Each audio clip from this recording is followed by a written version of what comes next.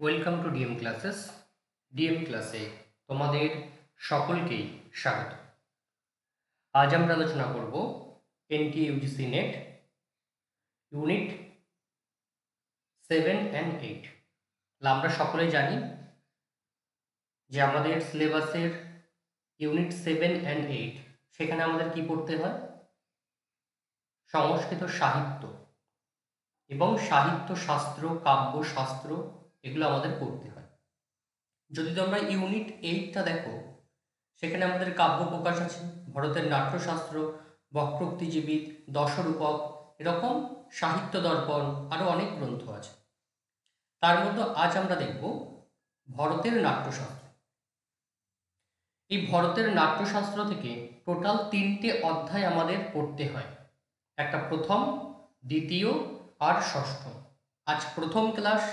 আজ আমরা দেখব ভরতের নাট্যশাস্ত্রের সামান্য পরিচয়। আচার্য ভরত, তিনি ছিলেন ভরত মুনি নামেও প্রসিদ্ধ। তাহলে ভরতের নাট্যশাস্ত্রের প্রণেতা হলো ভরত মুনি। তার সময়কাল কত? আচার্য যে ভরতের সময়কাল হচ্ছে আনুমানিক 400 বিসি থেকে 100 বিসি, বিফোর খ্রিস্ট, মানে খ্রিস্টপূর্বাব্দ। 400 খ্রিস্টপূর্বাব্দ থেকে 100 খ্রিস্টপূর্বাব্দ হচ্ছে তার আনুমানিক সময়কাল। তিনি যে গ্রন্থ রচনা করেছেন সেটা হচ্ছে নাট্যশাস্ত্র, যার অপর নাম কি? দ্বাদশ সাহস্রী সংহিতা। তার রচিত যে নাট্যশাস্ত্র, তার অপর নাম হলো দ্বাদশ সাহস্রী সংহিতা। এই নাট্যশাস্ত্র গ্রন্থে টোটাল 36টা অধ্যায় আছে। কিন্তু নির্ণয় সাগর প্রেস থেকে যখন তার বইটা পাবলিশ হয়, সেখানে 37টাও মাঝে মধ্যে লক্ষ্য করা যায়। তার রচিত যে গ্রন্থ নাট্যশাস্ত্র, সেই নাট্যশাস্ত্রে 12,000-এর মতো শ্লোক আছে, কিন্তু বর্তমানে আমরা যে গ্রন্থটা পাই, যে বইটা হাতে পাই, তাতে প্রায় 6,000 শ্লোক পাই। আর 6,000 শ্লোক কিন্তু আমরা পাই না। তার এই গ্রন্থের টিকা গ্রন্থগুলো কি কি? বলছে শ্রীপাদ ভাষ্যের ভরত তিলক টিকা। আচার্য ভরত মুনি তার যে গ্রন্থ ভরতের নাট্যশাস্ত্র তার যে গ্রন্থ, এই নাট্যশাস্ত্র গ্রন্থের উপরে আচার্য শ্রীপাদ শিষ্য তিনি টিকা রচনা করেছেন। তার টিকার নাম হচ্ছে ভরত তিলক। এটি হচ্ছে সর্বপ্রাচীন একটি টিকা। এছাড়াও অভিনবগুপ্ত, তিনি অভিনব ভারতী নামে আরেকটি টিকা রচনা করেছেন। তিনি অভিনব ভারতী নামে আরও একটি টিকা রচনা করেছেন। এই নাট্যশাস্ত্রের টিকাকার কারা কারা? বলছে উদ্ভট, ভট্ট লোল্লট, শ্রী শঙ্কু, ভট্টনায়ক আর অভিনবগুপ্ত। নাট্যশাস্ত্রের টিকাকার হলো উদ্ভট, ভট্ট লোল্লট, শ্রী শঙ্কু, ভট্টনায়ক, অভিনবগুপ্ত। এছাড়াও হর্ষ, কীর্তিধর, নান্যদেব, মাতৃগুপ্ত, এরা অনেকেই প্রসিদ্ধ টিকাকার। এখানে আমরা দেখে নেব ভরতের নাট্যশাস্ত্রের যে সামান্য পরিচয়, তার মধ্যে প্রত্যেকটা অধ্যায় কি কি আলোচিত হয়েছে। আমাদের পাঠ্য প্রথম অধ্যায়, দ্বিতীয় অধ্যায়, ষষ্ঠ অধ্যায়, এই 3টে অধ্যায়ের নামটা আমাকে কিন্তু মুখস্থ রাখতে হবে। প্রথম অধ্যায়ের নাম কি? নাট্য উৎপত্তি।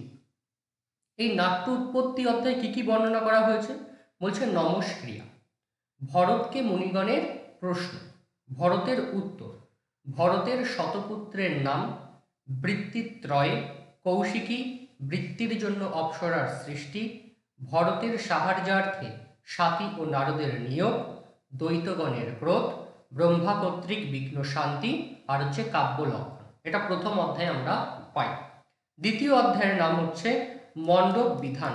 এখানে বর্ণিত আছে মুনিগণের প্রত্যুত্তর, 3 প্রকার রঙ্গালয়, মর্তবাসীর জন্য রঙ্গালয়, অতি বৃহৎ রঙ্গালয়ের অসুবিধা, উপযুক্ত স্থল নির্বাচন, জমির পরিমাপ, সুতোধরা, রঙ্গালয়ের জমির নকশা, ভিত্তি স্থাপন সংক্রান্ত অনুষ্ঠান, রঙ্গালয়ে স্তম্ভ নির্মাণ, মত্তবারণী, রঙ্গমঞ্চ, রঙ্গমঞ্চের কারুকার্য, সমচতুর্ভুজ রঙ্গালয়ের বর্ণনা এবং ত্রিভুজ আকৃতি রঙ্গালয়ের বর্ণনা।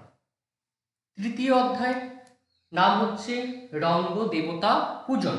এখানে বর্ণিত হয়েছে যে রঙ্গালয়ের সংস্কার, জর্জরের পূজা, দেব প্রতিষ্ঠা, দেব পূজা, মত্ত বারণী প্রতিষ্ঠা, জর্জরের প্রতিষ্ঠা, যজ্ঞাগ্নিতে ঘৃতাহুতি, ঘট ভাঙ্গা, রঙ্গমঞ্চে আলোকসজ্জা, রঙ্গমঞ্চ সংস্কারের সুফল, রঙ্গমঞ্চ সংস্কারের অভাবে কুফল। তৃতীয় চতুর্থ অধ্যায়ের পরে দেখব। চতুর্থ অধ্যায়ের নাম হচ্ছে তাণ্ডব লক্ষণ। এখানে বর্ণিত হয়েছে ব্রহ্মা কর্তৃক প্রথম নাট্যগ্রন্থ রচনা ও তার অভিনয়।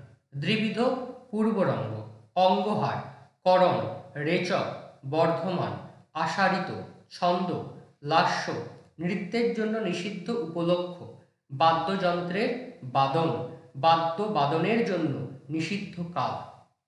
পঞ্চম অধ্যায় পূর্বরঙ্গ বিধান। পূর্বরঙ্গ, প্রত্যাহার, অবতরণ, আরম্ভ, আশ্রাবণা, বজ্রপাণি, পরিঘট্টনা, সংঘটনা, মার্গাসারিত, আসারিত, গীতবিধি, উত্থাপনা, পরিবর্তন, নান্দি, শুকাবকৃষ্টা ধ্রুবা, রঙ্গদ্বার, চারি, মহাচারী, ত্রিগত, প্ররোচনা, বহির্গীত, চতুরঙ্গ, পূর্বরঙ্গ, পরিবর্তনী, ধ্রুবা, অপকৃষ্টা ধ্রুবা, রঙ্গদ্বার, চারি, মহাচারী, ত্রিগত, প্ররোচনা, ত্রস্র, পূর্বরঙ্গ এবং চিত্র পূর্বরঙ্গ ও স্থাপক। ষষ্ঠ অধ্যায়ের নাম হচ্ছে রস অধ্যায়। এখানে বর্ণিত হয়েছে মুনিগণের প্রশ্ন, সংগ্রহ কি, কারিকা কি, নিরুক্ত কি। অষ্টরস, 8টি সাত্ত্বিক ভাব, 4টি অভিনয়, 4টি বৃত্তি, 4টি প্রবৃত্তি, 2টি সিদ্ধি, সপ্তস্বর, ত্রিবিধ রঙ্গ, বর্ণ, দেবতা, হাস্যরস, করুণ রস, রৌদ্ররস, বীররস, ভয়ানক, বিভৎস, অদ্ভুত এবং শৃঙ্গার রস। বিভিন্ন রসের যে বর্ণনা এটা আমরা ষষ্ঠ অধ্যায়ে পাই। সপ্তম অধ্যায়ে কি বর্ণিত? সপ্তম অধ্যায়ের নাম হচ্ছে ভাবব্যঞ্জক। এখানে ভাব নামের তাৎপর্য, ভাবের সংজ্ঞা, বিভাব শব্দের তাৎপর্য, অনুভাব শব্দের তাৎপর্য, সংজ্ঞা, স্থায়ী ভাব, রতি, হাস, শোক, ক্রোধ, উৎসাহ, ভয়, জুগুপ্সা, বিস্ময়, ব্যভিচারী ভাব, নির্বেদ, গ্লানি, শঙ্কা, অসূয়া, মদ, শ্রম, আলস্য, দৈন্য, চিন্তা, মোহ, স্মৃতি, ধৃতি, বীরা, চপলতা, হর্ষ, আবেগ, জড়তা, গর্ব, বিষাদ, মতি, ব্যাধি, উন্মাদ, মৃত্যু, ত্রাস, বিতর্ক, সাত্ত্বিক ভাব, ঘর্ম, স্তম্ভ, অশ্রু, বিবর্ণ ভাব ও রোমাঞ্চ, স্বরবিকৃতি, মূর্ছা, সাত্ত্বিক ভাবসমূহের অভিনয় এবং বিভিন্ন রসে যে সাত্ত্বিক ভাবসমূহের প্রয়োগ আমরা সপ্তম অধ্যায়ে লক্ষ্য করি।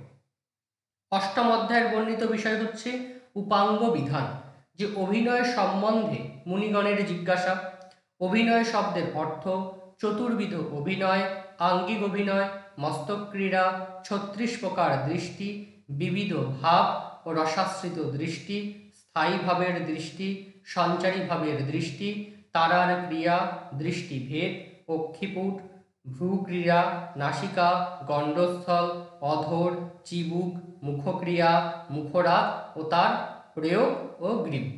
এই সমস্তগুলো কোথায় আলোচিত হয়েছে? অষ্টম অধ্যায়ে আলোচিত হয়েছে। এবার আসবো প্রত্যেকটা অধ্যায়, এরপরে আর যে অধ্যায়গুলো আছে সেই অধ্যায়গুলোর জাস্ট নামটুকু দেখব। এর বিষয়বস্তু এতটা ইম্পর্টেন্স নয়। প্রথম 8টার বিষয়বস্তু খুব ইম্পর্টেন্স, এগুলো ভালো করে দেখবে। আর নবম অধ্যায় থেকে জাস্ট নামগুলো দেখবে। নবম অধ্যায়ের নাম কি? অঙ্গাভিনয়। দশম অধ্যায়ের নাম চারি বিধান। একাদশ অধ্যায়ের নাম মণ্ডল বিধান। দ্বাদশ অধ্যায়ের নাম গতিপ্রচার। ত্রয়োদশ অধ্যায় কক্ষা বিভাগ। চতুর্দশ অধ্যায় ছন্দ বিধান।